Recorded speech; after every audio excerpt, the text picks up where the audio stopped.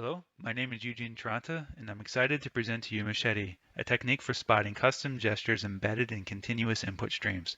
So to get started, let's first define a few terms. By gesture, I mean human motion that intentionally communicates information. And in the context of human-computer interaction, one can use gestures to command software through its user interface.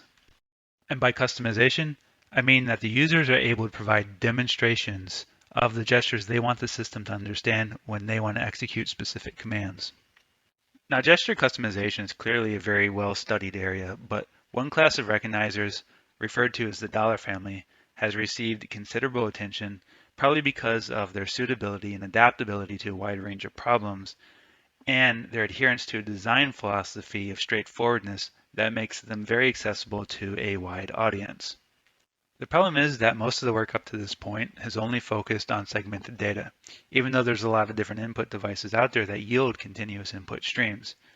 And to be able to use those recognizers on continuous data, then we need some way to be able to localize the endpoints of candidate gestures within the input streams, identify where in time they start and where they end. If we can localize the endpoints, then we can extract the sequences and take a more robust measure of the candidate gesture. Our proposed work here is the localization. In Machete, we use a direction vector representation of gestures, and this representation has the advantage of being position and scale invariant. Also, queries can be easily compared with templates using inner product accumulation. And further, by employing continuous dynamic programming, we're better able to align sequences that vary in duration and expression. To see what I mean, notice in this video how continuous dynamic programming is able to stretch either of the sequences at any point in time by repeating elements in either of the two sequences. The result is a warping of the query data and the template data such that the difference between them is minimized. And even better is that it's fairly trivial to be able to find the optimal alignment between two sequences, pairing query elements with template elements using the cumulative cost matrix and the recurrence relation as shown here on the slide. Very little code is needed to be able to implement this.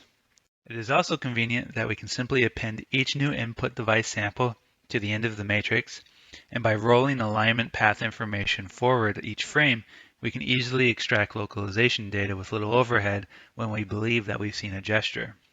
So returning to our alignment function, there's still two problems that we need to solve. The first is that path scores accumulate over time as new data arrives, and because of this accumulation, longer paths appear to be less similar sometimes than shorter paths, even when the longer path is truly a better match. To overcome this, we modified the alignment function to take into account path length so that paths of varying lengths can be directly compared to one another.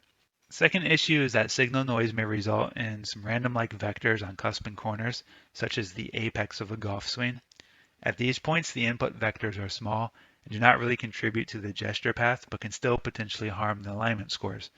So for this reason, we decided to weight the contribution of each vector by the vector's length.